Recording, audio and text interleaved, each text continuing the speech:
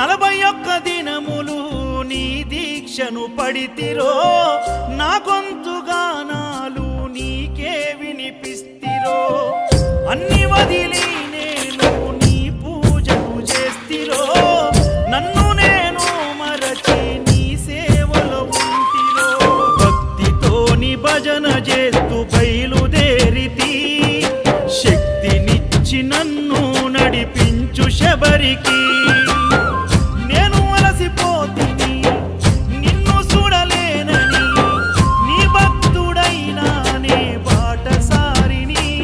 క్షణముండలేను తండ్రి నేను తల్లడిల్లిపోతి ఈ పాదయాత్రలో నీ దరి కాననైతిని ఎంత దూరం